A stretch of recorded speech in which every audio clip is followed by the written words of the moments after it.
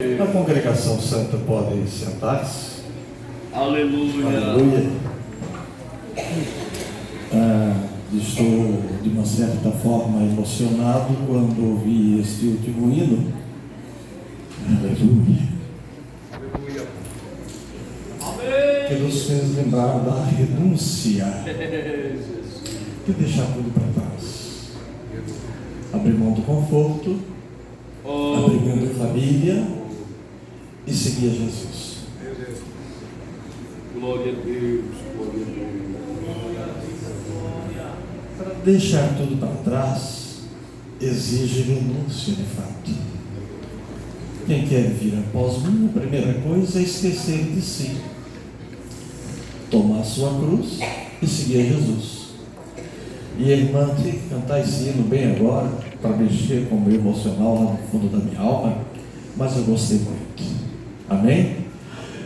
Eu vou ler um texto da Bíblia e depois vou deixar Deus nos dar, como Ele queira, guiando os nossos passos, como o Provérbio 20:24, que diz que os passos do homem bom são conduzidos pelo Senhor. E como poderá o homem entender o seu próprio caminho? Amém? Deus seja louvado. Evangelho de João, capítulo 6, dos versículos 60 ao versículo 70. Muita coisa acontece nesse pequeno texto. Deus vai e vem e faz revelações que agradam e revelações que assustam também. O versículo 60 do Evangelho de João, capítulo 6, está escrito assim: muitos discípulos abandonam Jesus. Ao ouvir isso, muitos dos seus discípulos disseram: dura essa palavra, quem pode suportá-la?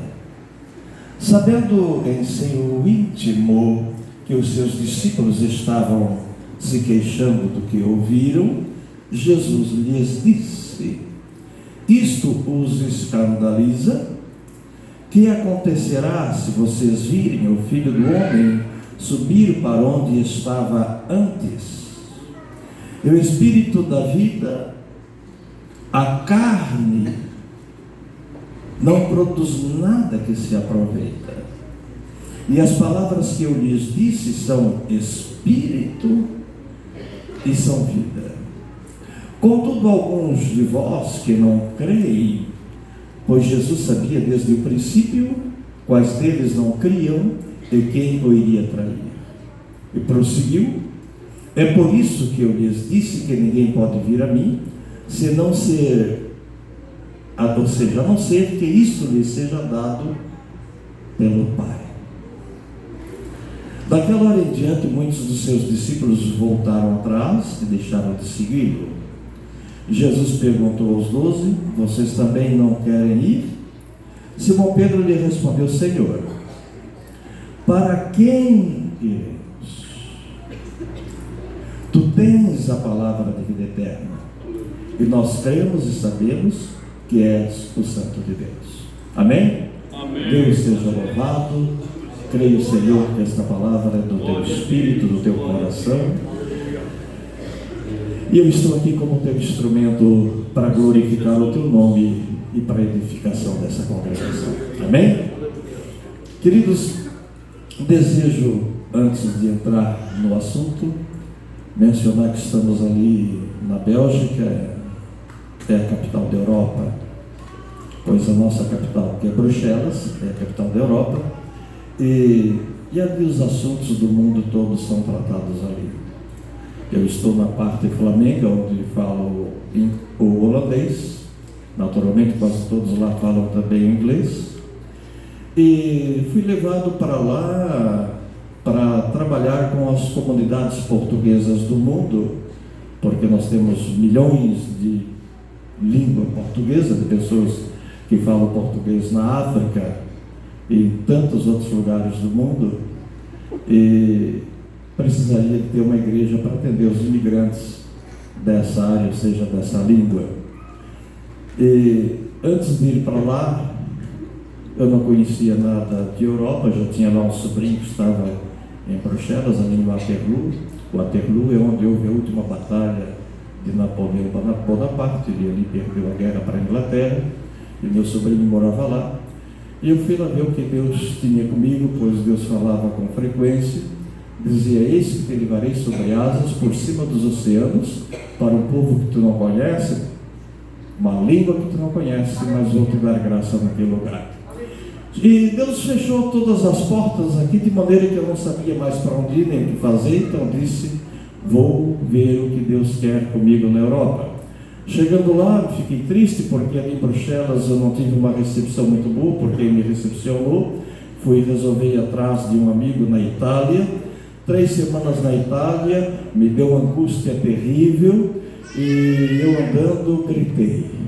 Sabe o que é gritar? Onde é que está o Mateus? Se escondeu lá para cima, porque ele diz que quando eu grito ele fica assustado. Então eu gritei bem alto, disse: Deus, por que tu me trouxeste deste lugar?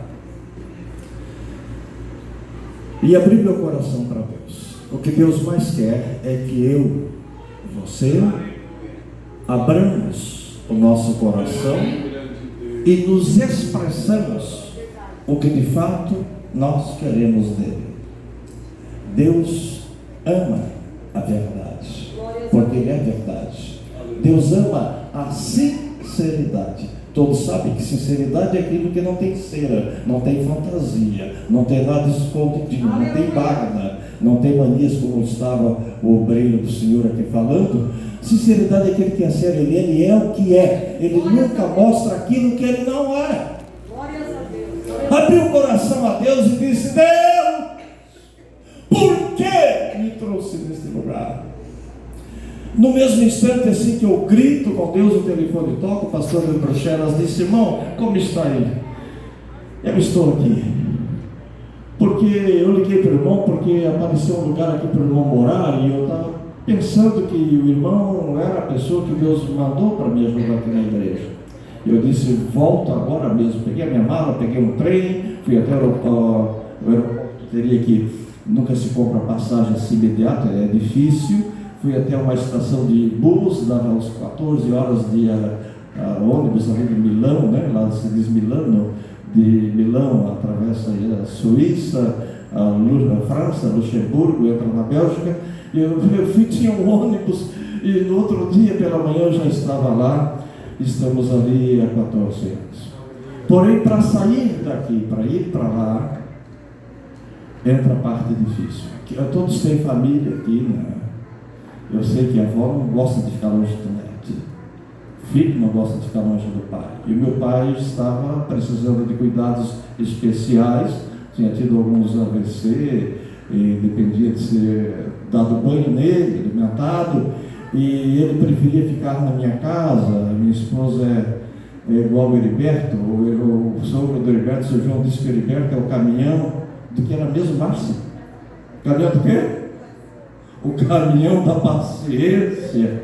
E a minha esposa é igual. Então meu pai gostava de ficar lá com o caminhão da paciência que mora comigo, por isso que ela me suporta até hoje. E eu disse: Deus e o meu pai. Quem já ouviu a voz de Deus clara e limpa? Deixa os mortos sepultarem os seus próprios mortos, e tu vem e me segue. Naquele momento que eu ouvi a voz de Deus, o meu coração foi consolado, e o sentimento pelo meu pai foi diminuindo grandemente, sabendo que os cuidados do meu pai não estavam sob o meu poder, na minha casa, mas estavam nas mãos de Deus. E lá nós fomos, estamos lá esse período. Vou mencionar um pouquinho aqui a Bélgica. A Bélgica, há tempos atrás, era a parte católica, a parte flamenga, que dá cerca de quase 60% do povo hoje que fala o flamengo, que é a língua holandesa, era uma parte que pegava um pouco da Holanda, mas que é católica. Resistiu à parte protestante, que a Holanda é protestante, e ficou católica. Uma parte da Bélgica fala também francês, porque a França também era católica. e uma pequena parte de povo alemão, cerca de 1%. Então, um pequeno país que tem 3 idiomas oficiais e mais o inglês que a maioria do povo todos falam. E ali era católico antigamente, mas eles viram as atrocidades, os absurdos do catolicismo, pois eles pensavam que o catolicismo era o povo, ou seja, era a religião que representava Deus na terra. E viram os apoios também que o Papa deu ao Hitler e o que faziam com o povo judeu. Eu moro bem perto onde mora o povo judeu, visto que Antuérpia é a capital mundial do diamante, e o povo judeu que foi expulso de Portugal veio para a Espanha, expulso da Espanha, alguns vieram ao Brasil e outros foram para Antuérpia, estão até hoje centralizados lá, e ali então eles negociam com pedras preciosas. E ali na última guerra, para abreviar, encostava o trem e eles eram tirados de dentro das suas casas à força, colocados no trem e levado para o lugar que vocês ouviram falar, Auschwitz, onde depois lá eram queimados. Muito pouco escapou. Houve algumas famílias que conseguiram esconder, mas quando os alemães descobriam essas famílias, eles tiravam todos de dentro da casa e a família era considerada família traidora e iam todos para ser sentenciado à morte. Quem quiser me visitar, como o Zé, que tem toda a possibilidade de fazer isso, né? Já está na hora de aproveitar. Zé trabalha menos, aproveita mais lá, nos ajudar a pregar para nós lá. Eu posso levar ali em Brendonk, onde tem um presídio, é um campo de concentração que foi usado na Primeira Guerra, na Segunda Guerra Mundial, e lá vocês podem ver as forcas e as estacas onde as pessoas eram amarradas e fuziladas, e muitos foram mortos ali. Uma grande parte era morto por maltrato, pois eles tinham direito de comer uma tigelinha com água, com sabor de alguma coisa, sabor de abóbora, de batata, e era o alimento que eles tinham pelo dia. Então morriam de fraqueza, e quando estavam fracos não podiam ficar de pé para trabalhar no pesado, eram torturados. E lá vocês vão encontrar uma sala com uma corda, uma rodanha, onde amarravam as pessoas, puxavam para cima, quebravam o dedo, ferramentas de metal para arrancar a unha, cortar a parte de dedo, quebrar ossos, e algumas uma calha com quinas embaixo, onde soltava as pessoas para elas baterem, se quebrarem toda, e assim eles torturavam aqueles que eram inimigos do nazismo. E esse povo que viu toda essa atrocidade diz: Deus de fato não existe, porque os representantes de Deus praticaram essa atrocidade. Quando se vai falar de Deus, entregar um folheto para eles, eles veem ali God, eles desistem e devolvem, porque é um povo muito educado, e eles então são ateus.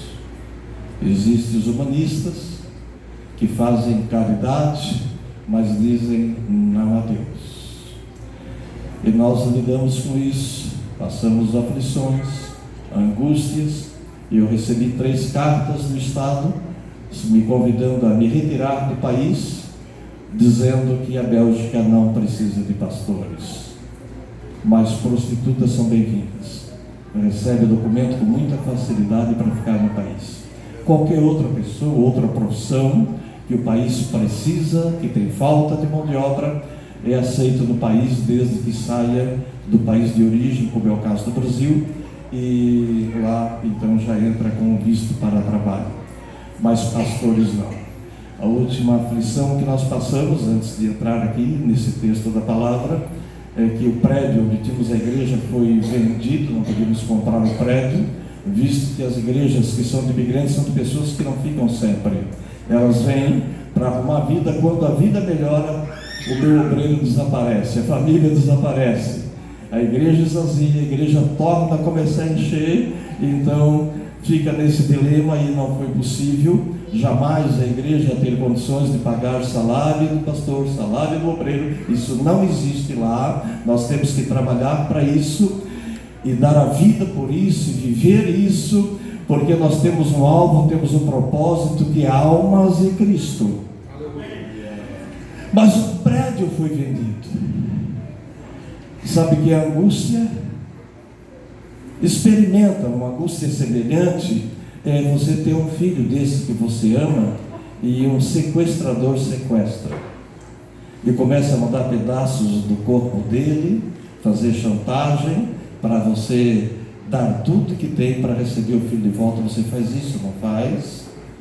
E agora nós ficamos sem tempo. Eu entrei em angústia, de um estresse profundo, porque nenhuma imobiliária queria nos alugar um templo, um salão para isso, e os templos da Igreja Católica são de fato vazios, nem missa tem. Eles são usados como museus, e são antigos, cidade milenar de 3.000 anos atrás, e são apenas para visitação. Na catedral, às vezes tem missa, até lá só tinha gente que tinha cabelo igual ao meu, para mais branco. E o povo não gosta mesmo de Deus. E o que é da Igreja Católica, todos sabem que é da Igreja Católica. E para nós, evangélicos, temos que alugar sala onde alguém nos aluga, porém agora a lei é que quem quiser ter uma igreja protestante tem que ser igual leproso, fora dos muros da cidade. Tem que ser na parte industrial, onde é difícil de alguém ir.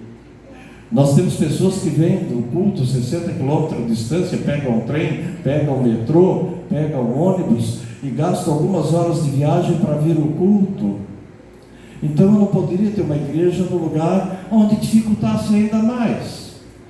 E Deus nos abriu porta de nos dar um salão bem no centro histórico e turístico da cidade, a 200 metros da catedral.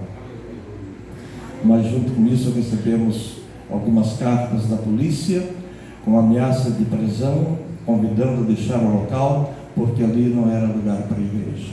Isso que chamei o serviço de inspeção do Estado, e satisfizemos todas as exigências, a instalação de todo o sistema de segurança necessário, mas com tudo isso, o que nós recebemos, eu e também os proprietários do prédio, dizendo: vocês têm que sair e fechar aquele local, ou a prisão poderá ser decretada.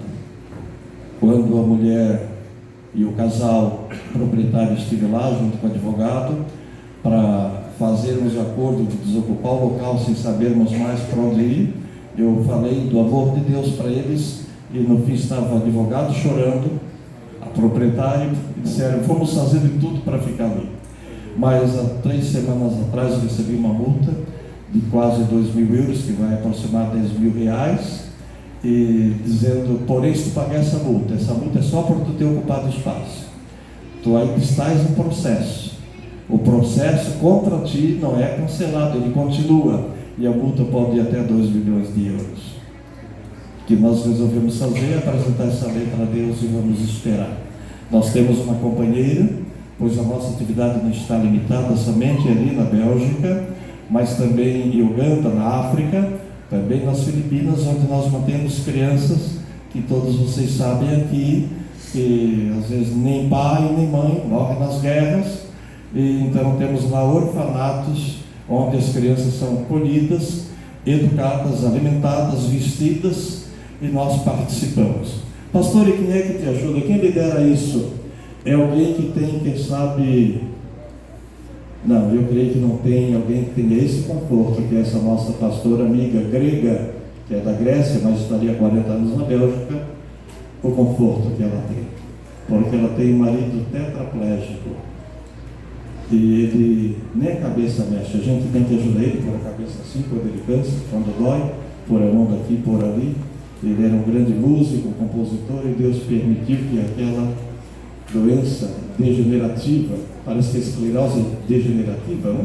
Ele foi ficando sem os movimentos, e com ele na cadeira de roda, ela não cessa de trabalhar. Nós fizemos 5 grandes eventos para anunciar o amor de Deus naquele país. Nós juntamos doações e servimos comida para 1.000 pessoas, e convidamos as pessoas pobres para virem, pregamos o Evangelho, cantamos hinos, e o trabalho de fato é exaustivo.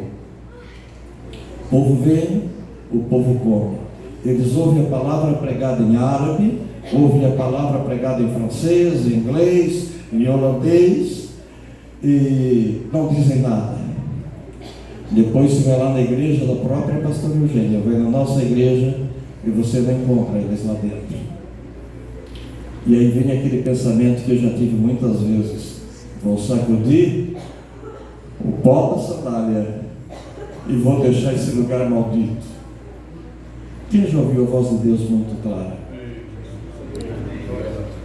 Porque essa igreja é pequena. Mas ele diz, porquanto diz que a minha igreja é pequena.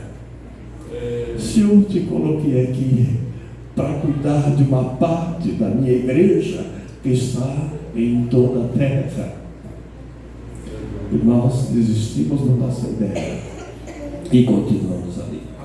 Temos hoje também uma igreja em Portugal, em Tondela, e ali estamos anunciando o Evangelho. Mas há um grupo que está clamando em 2 cidades, ali da Espanha, que diz: nós não temos pastor, e nós não temos poder econômico, financeiro, para pagar alguém, e temos pessoas capacitadas para pregar em espanhol perfeitamente, porém não temos recurso econômico para tal. E tem hora que a gente diz: não há quem nos ajude. As igrejas do Brasil são muito bem estruturadas, mas estão tão ocupadas consigo mesmo que as missões não são expansivas para a Europa. E nós temos também grupos ali em Luxemburgo, que vai uma irmã daqui, vai lá uma vez por ano, e vai lá e faz um culto, vai lá na Espanha e faz um culto, mas nós não temos material humano. Por que não tem, pastor? Porque as igrejas não são autossustentáveis lá. Pessoas imigrantes vêm com necessidades, e que eles mais precisam é que o pastor ajude e dê comida e dê pouso ou moradia para eles por um tempo, até eles se ajeitarem. E depois de ajeitado, a maior parte deles voa e a gente não sabe onde foi pousar. Por que não desiste, pastor? Só os covardes desistem. E aquele que lança a mão do arado e olha para trás não é apto para o reino de Deus. O que tu ganha com isso, pastor? Experiência com Deus, convicção que eu sirvo a Deus e não sirvo ao meu ego, e nem a minha vaidade, nem da minha família. E os teus filhos como estão? Quando eu estava aqui, eu vi uma proposta de Deus: faz tu a minha obra, que dos teus filhos sou eu quem cuido. Como eles estão lá? Os que estão na Bélgica estão muito bem. Minha filha, meu genro, meu filho, Deus deu intelectualidade para eles, de um nível que eles podem falar as 4, 5 línguas normalmente, e se desembaraçar, se desenvolver. Meu filho, meu genro, que também é a profissão do doutor que está aqui, eu creio, depois de se formar na medicina e fazer especialização em bariatria, ele achou que a igreja era muito simples para ele, e aquilo quase me destruiu, me matou, me entristeci, de tal maneira que ele passou a não ter mais tempo por Deus, ou seja, para Deus. Mas está nas mãos de Deus. Estamos orando. 2 semanas atrás, quando cheguei, o avião saiu de São Paulo para descer em Londres, mas não conseguiu descer em Londres, porque a tempestade estava tão forte que o avião tentou 2 vezes descer, mas ia se despedaçar no chão. Então eles deram gás e levantaram novamente o voo, e 3 horas e pouco depois ele estava pousando em Barcelona e estava salvo. Mas no outro dia ele comprou um ticket de avião para ir de Barcelona até a Bélgica, e também foi cancelado o voo porque a tempestade voltou. Eu sei que Deus está trabalhando na vida dele também. No 3º voo ele conseguiu chegar em casa. Só vou ver o jeito que ele está quando eu chegar lá, porque Deus sabe trabalhar na vida dos nossos filhos. E é uma promessa de Deus: faze tu a minha obra, porque dos teus sou eu quem cuido. Amém? E sabe, esse Deus está aqui. O texto que nós lemos, ele fala de convicção. Na nossa formação, na nossa tricotomia, alguém aqui falou que nós somos a imagem e também a semelhança de Deus. O ser humano é o único ser que tem uma intelectualidade, tem capacidade de criar coisas que não existem. Deus fez tudo com o poder da sua palavra, ele só dizia haja, e passou a existir. Sementes, das sementes geraram todos os tipos de planta que existem, os animais, e Deus viu que era bom, mas no conselho divino ele resolveu nos formar, e ele nos fez com ele, com inteligência, com capacidade de pensar, de raciocinar. Nos deu verdade, é verdade que ele nos deu livre-arbítrio, ele tem um propósito para conosco, mas há mistério de Deus que nós não entendemos. Por que os homens que se acham mais inteligentes da terra se voltam contra Deus? Nós sabemos que há dois poderes que lutam nesta terra contra essa, ou seja, um contra esta criação e outro a favor desta criação. Um é o próprio Criador, porém ele parece assim apresentar-se de forma tão pacífica que nos dá liberdade de escolha. Às vezes nós, o pai, não damos liberdade aos filhos, queremos obrigar o filho até obrigar a ser crente. Que é errado fazermos isso. O próprio Deus não nos obriga a nada. Ele fala, ele aconselha e ele espera a nossa reação. E quando ele faz o homem, ele põe os desejos dele, a consciência no homem, mas espera para ver o que o homem vai fazer com aquilo.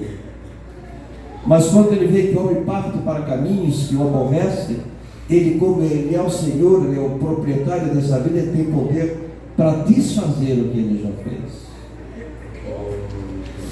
Os incrédulos, os estudiosos, quando conseguem ler algum texto da Bíblia, ficam escandalizados, dizendo por que Deus mandava o exército matar homens, mulheres e crianças em uma cidade e dizia não deixa nenhum vivo.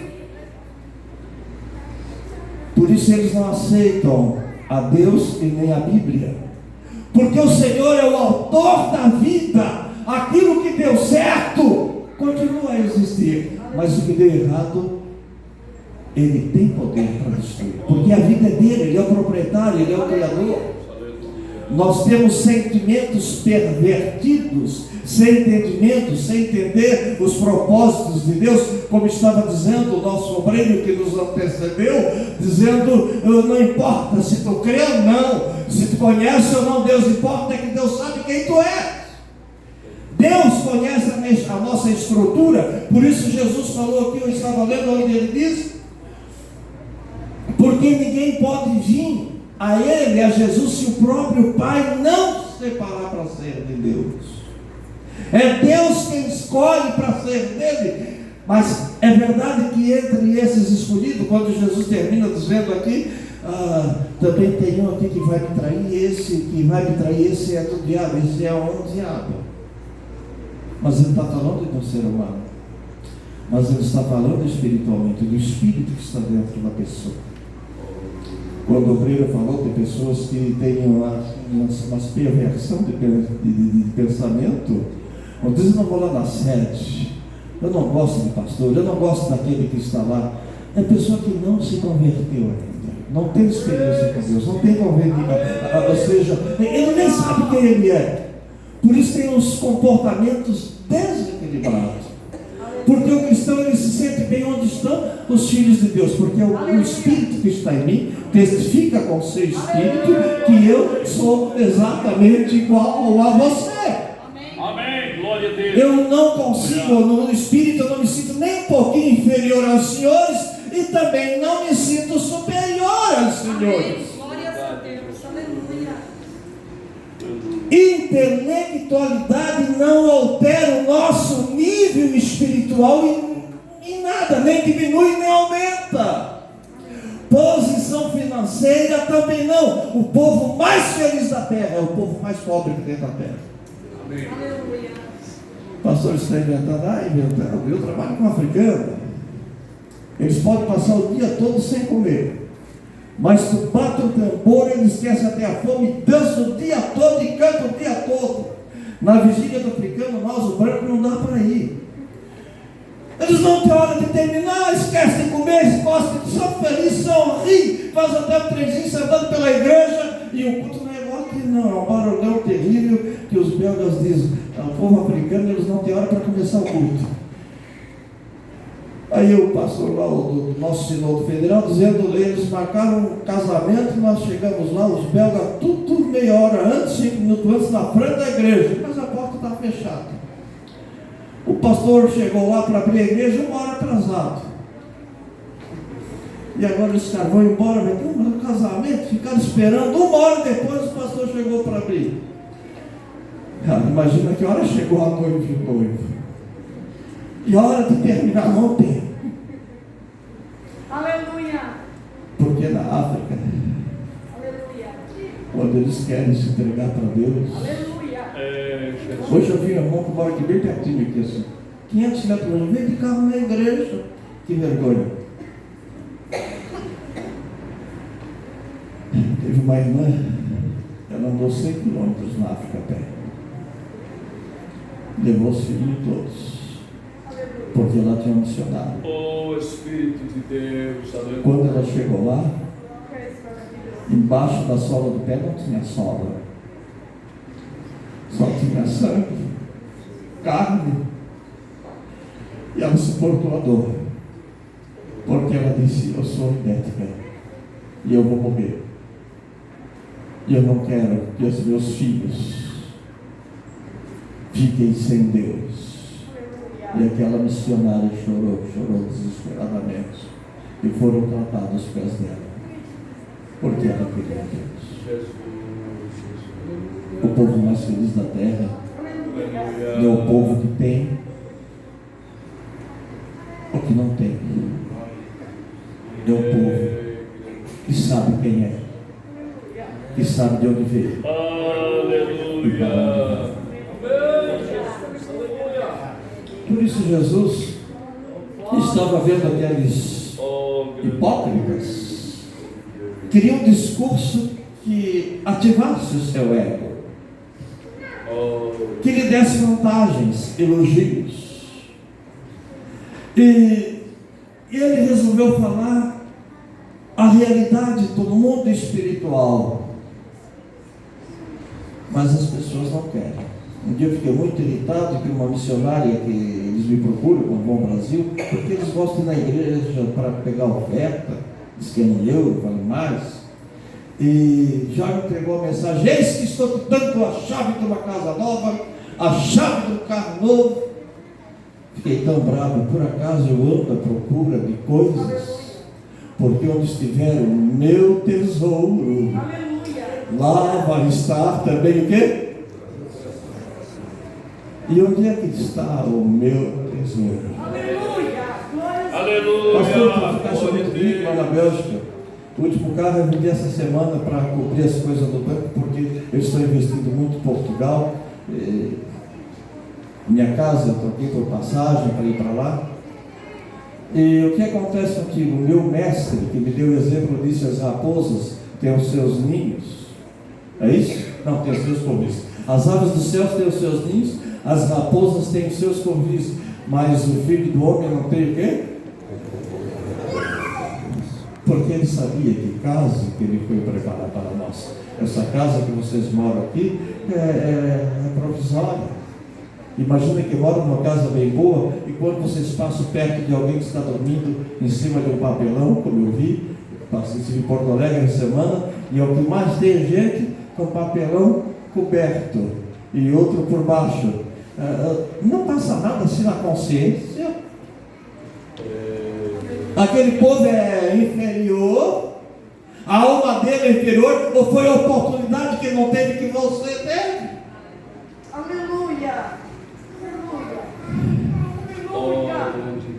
Que Deus que eu sirvo? Para onde eu vou? Quanto vale uma alma? Pastor, o que tu ganha com isso? A convicção que eu sou filho dele. Aleluia. Acontecem sinais que provam isso, sim. Fiz alguns batismos com água. Quem conhece a Europa, eu sei que algumas pessoas aqui conhecem. Quando a temperatura baixa muito, você põe o pé na água. Até no verão, você vai ali em Pas-de-Calais ou nas praias da Bélgica, é difícil o dia que dá de entrar na água que ela não congela, não seja muito gelada. E para fazer o batismo, eu acho um lago, eu gosto de lago mais frio, e as pessoas querem se batizar. Eu fico pensando se esperar até chegar o verão, e ele desiste, né? Então nós fomos lá na beira d'água algumas vezes, e água fria e frio, a gente já vai de casaco, com alguns põem cachecol assim, frio, e vão lá fazer o batismo. Eu digo, vocês não se preocupem, porque eu vou orar e a água vai descer. Aleluia. Funciona assim, sempre funciona. Algum dia o senhor que percepcionou, não, eu não. O meu colega pastor foi, como é que tu batiza lá no lago? Então eu vou lá. Aí ele entrou na água assim, quando entrou assim, ficou assim, disse, eu não consigo me mexer, estou congelado. Sai, querido, de lá, sai que eu vou. Irmãos, vocês querem mesmo batizar? Nós queremos. Então, ora a Deus, Deus vai aquecer a água. Vocês querem? Nós queremos, pastor. Entramos lá, batizamos ele e aconteceu isso. Aleluia, glória a Deus. O último batismo, o céu havia fechado e a chuva começou. Eu disse, não, de novo. Mas Deus gosta que eu e você tenhamos intimidade com Ele. Aí diante de orar tantas vezes para parar de chover, sim, e não aconteceu, sim. Todos os cultos ao livre que eu fazia, que começava a chover, eu orei. Nunca teve um culto que eu tive que parar por causa da chuva. A chuva sempre parou, porque Deus, Ele tem prazer em se manifestar através da nossa vida, quando abrimos isso aqui para Ele. Se o teu tesouro for Ele, acontece. Nós saímos com o limpador de para-brisa assim, aquela chuva. Espera aí, chuva para. Senhor, eu sabe que eu creio. Eu quero esse batismo com o tempo limpo e com o sol.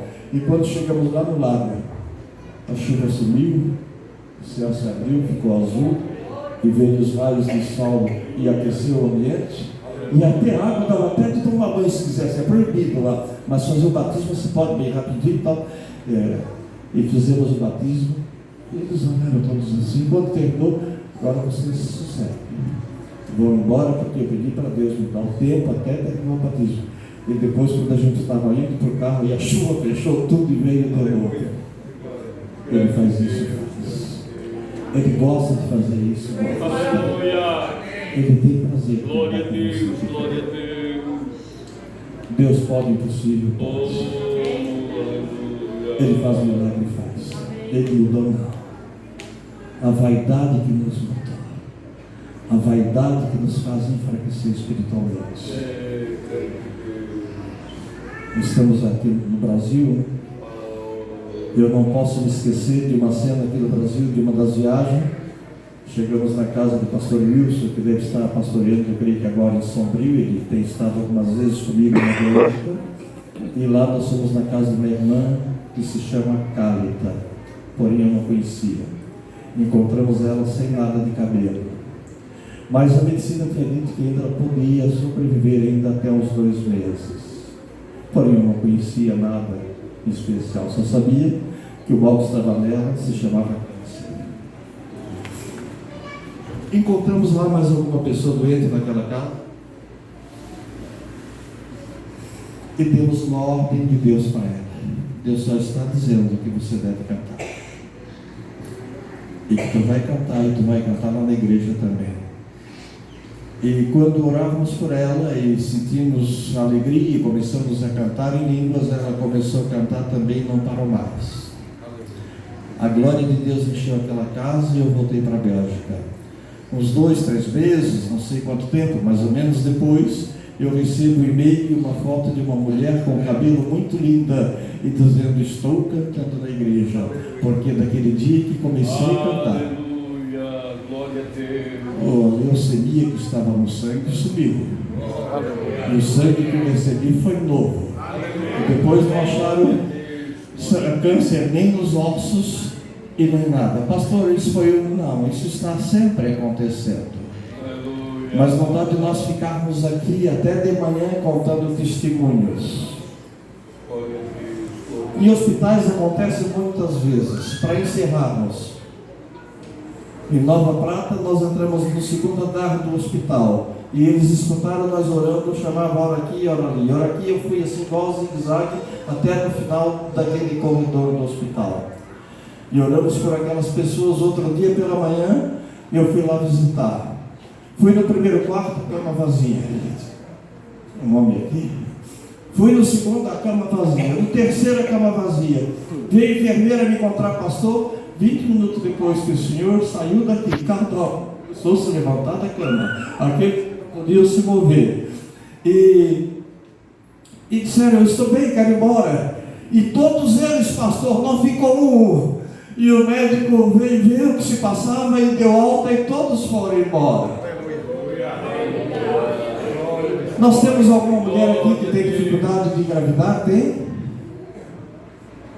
Eu sei que para quem é médico dá tratamento, às vezes uns acertam, outros não acertam, não é?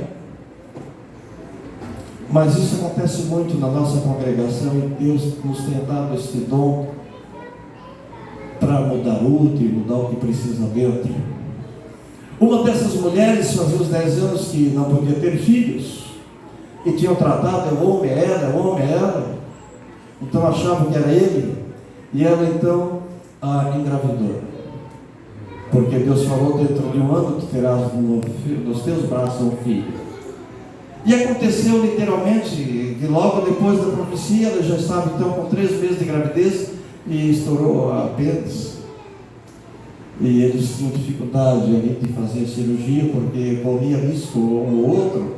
Então resolveram deixar para outro dia pela manhã para fazer um conselho e ver o que fariam com ela naquela situação delicada. Eles estavam dando morfina para ela porque a dor era intensa.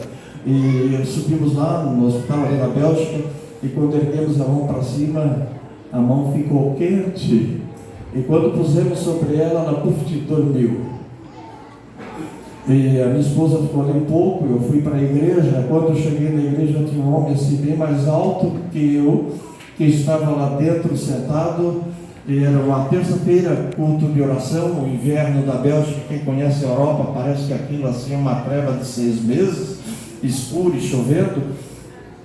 E o homem olhou e disse, onde está o pastor que fica lá em cima no púlpito? Eu estava com a roupa que tinha vindo do trabalho, eu trabalhava lá assim na construção, manutenção geral de tudo que existe num prédio. E eu disse, ele já vem. Subi bem rápido e desci. E quando fui pregar, veio uma unção que parece que eu estava pregando para milhares de pessoas. Depois falo com aquele homem e eu disse, o senhor gostou? Sim, eu gostei, mas vou voltar aqui. E o senhor fala português? Sim, eu falo português. Ele desapareceu. No entanto, no outro dia pela manhã, quando volto no hospital, aquela irmã que estava naquela situação difícil, ela estava bem e ela disse, olha, depois que tu orou, me deu sono e eu não podia dormir nem com remédio, porque a dor não parava, e a dor sumiu, entrou um calor no meu corpo, e eu adormeci. E pela manhã os médicos vieram, sente dor, não sinto mais nada. Como não sente? E fizeram a tomografia, então disseram, mas tu já estás bem, tu não tem nenhuma apêndice mais estourada, alguma coisa já fez, já aconteceu. E ela disse bem que eu senti que entrou alguém no meu quarto, enquanto eu dormia e mexia em mim, porém eu não conseguia acordar. E quando acordei, estava bem, meu filho estava nos próximos, resta grande, mas outro, porque Deus, Ele é Espírito. E Ele está na vida dos que creem no nome dEle. E Ele está aqui nesta noite, e Ele faz maravilha na vida dos seus filhos. Quando você tem graça de Deus, de se separar para Deus, você não está perdendo nada. É difícil achar alguém que tenha coragem de deixar tudo para trás, de abrir mão de tudo, de confiar nele. Mas ele ainda tem alguns desses. Algumas pessoas que me julgam dizem ele é doido. Outros dizem ele é um cabeça dura. Outros dizem ele não pensa na família. Os meus filhos estão muito bem, todos cuidados. Tu suporta provas, pastor? Sim, suporto. Esses meus 2 netinhos, o mais novo estava 3 meses na barriga da mãe. E ele morreu de acidente. E a menina tinha 3 anos e meio. Eu estava lá. E eu vim para cá, mas ele tinha sido sepultado um dia antes. Não consegui chegar a tempo. Meu pai morreu, eu estava lá. Minha irmã morreu. Meu irmão morreu. E eu estava lá. Vinha para cá, às vezes conseguia ver ainda o corpo antes de ser sepultado. Outros não deu tempo. Deus precisa de pessoas que têm o céu como prioridade, que têm o seu evangelho como prioridade, que tenham coragem de amar a Ele. Sabe aquele mandamento que disse: ame ao Senhor teu Deus de todo o teu coração e de toda a tua alma. Quem sabe Deus tem nessa noite alguém que queira amá-lo mais do que a si próprio, amá-lo mais do que a própria família, amá-lo mais do que as coisas que Deus deu a você condições de possuir. E quando você conseguir fazer isso, o milagre vai acontecer. Você pode pôr a mão sobre o enfermo, ele vai ser curado. Deus nunca vai te deixar decepcionado. Ele nunca vai te deixar envergonhado, porque Ele tem compromisso com aqueles que confiam no Senhor. Será que nós podemos? De pé, senhor evangelista? Não sei se a pilha está ficando fraca aqui, está dando os cortes. Eita, derra. Glória a Deus, glória a Deus. Que querendo mal subir. Ai, que sou cante. Ei, que chame. Ei, que me. Ai, que luça. Vem que nem basura cante. Aleluia. Nós sabemos que a palavra de Deus é poder, que está acima da sabedoria ou da mente humana. E quando Deus fala através da boca de um dos seus filhos, até a atmosfera obedece, como obedeceu a voz do profeta Elias, quando ordenou ao fogo que desceu do céu e consumiu 2 vezes 50 com mais um. E quando o céu foi proibido pela boca do profeta Elias de não chover 3 anos e meio, e quando o céu recebeu ordem para chover, choveu em abundância. Quando nós falamos no nome dele, no amor dele, coisas acontecem. Aleluia. E eu gosto de desafios. Lembra que alguém disse que eu não tenho juízo muito bom, a cabeça é dura. Eu creio que Deus faz milagre hoje aqui. Amém. O que você procura de Deus, o que você quer de Deus, quer uma mudança na tua vida econômica, Deus pode fazer isso também. Eu tenho filhos na fé que estavam em situação miserável. Eu estava lá na favela, alguém me levou lá e Deus mudou a vida dele e aplanou, e ele então teve uma vida estabilizada até hoje. Meu filho na fé tem uma admiração tão grande por mim, que ele não me deixa eu jamais ter problema. Se ele souber, ele vai onde eu estou. Porque Deus mostrou que Ele é na vida dos seus filhos. O que é que te falta? É difícil para a gente pregar para uma igreja rica, né? Porque não tem falta de nada, não tem falta de comida na mesa, todos com saúde. Mas nós temos alguma irmã que tem dificuldade de ter bebê e gostaria de ter um bebê daqui a 1 ano nos seus braços. Você quer vir aqui? Você vai ter isso. Qual é a sua dificuldade? Ele pode tocar na sua saúde? Sim, Ele quer tocar na sua saúde. Aleluia. O que é que você precisa? Ele diz que tudo é possível ao que crê, eu creio. Quer que Deus trabalhe dentro do seu lar, na sua casa? Quem sabe o seu esposo não consegue ser amável consigo, você gostaria? É possível também. Eu quero orar por você. Eu estou esperando que alguém tenha coragem. Porque eu tenho. E se nós nos ligarmos, alguma coisa nessa terra vai ser ligado do céu. Amém? Eu vou estar orando. Eu vou estar devolvendo o microfone ao nosso dirigente do culto. Ele e Xandá. Aleluia. E que tu lhe canto e canamai. Ai, Senhor, que noite. Aleluia.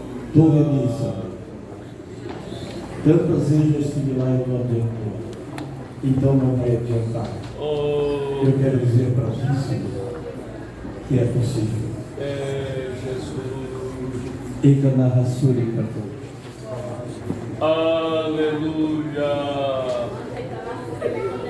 Eu gostaria que você escrevesse esse dia na sua agenda, na sua casa, porque Deus vai mudar a sua história. Você vai ter uma história nova de hoje e por adiante. Aleluia. Ei, e Ele está aqui. Amém.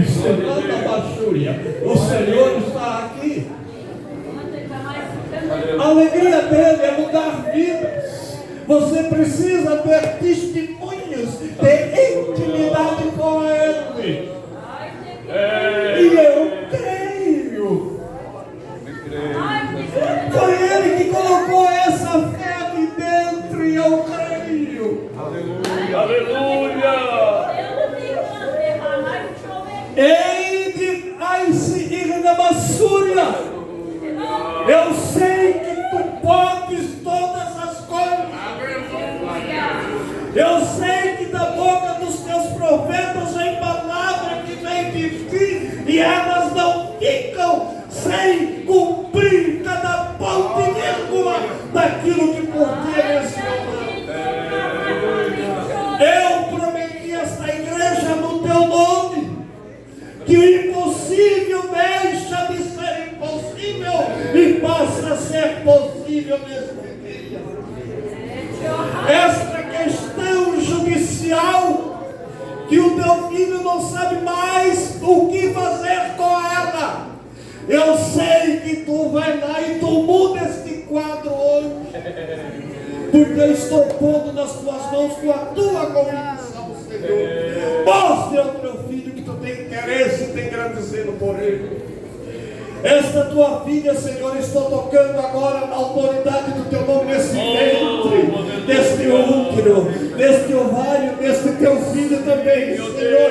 Está sendo eliminada essas dificuldades, a harmonia conjugal é reatada hoje, porque tu entrou com provisão nesta família, nesta casa, neste lar, porque é o teu prazer que os teus filhos sejam felizes e se tenham bem entre si, que haja harmonia no lar. E se cana basura e cante, judicando e chutei. Decalai, querido, ai decatuí. Se é possível você pôr a mão lá naquele lugar, se não põe no teu coraçãozinho. Quem me machuca e cantou isso, estou pedindo para Deus aquecer a tua mão agora. Aleluia. Senhor, quero suceder. Ecalar, pâncreas, rei, Aleluia.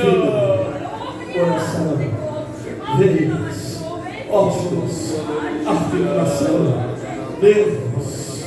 Em nome do Senhor Jesus, eu determino no céu e aqui na terra, pela fé que eu tenho naquele que me enviou este lugar, sejam renovados, substituídos, trocados, e o nome do Senhor venha ser glorificado nesta congregação agora. Aleluia. Haja milagres agora, haja cura agora,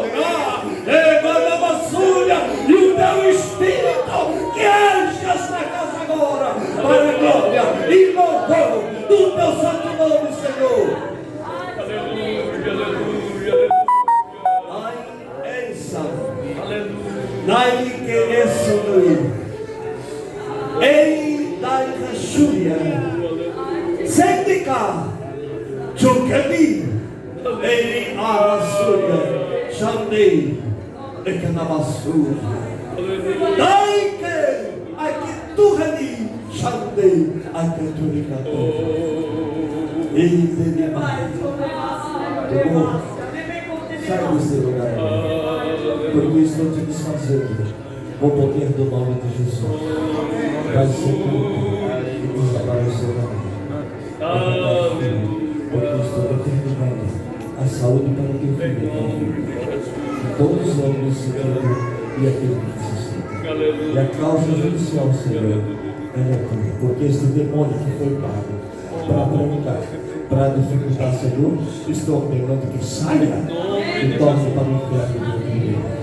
Porque me tem dito, no teu nome, eu creio, em nome de Jesus. Ai, soca da chuva, canto.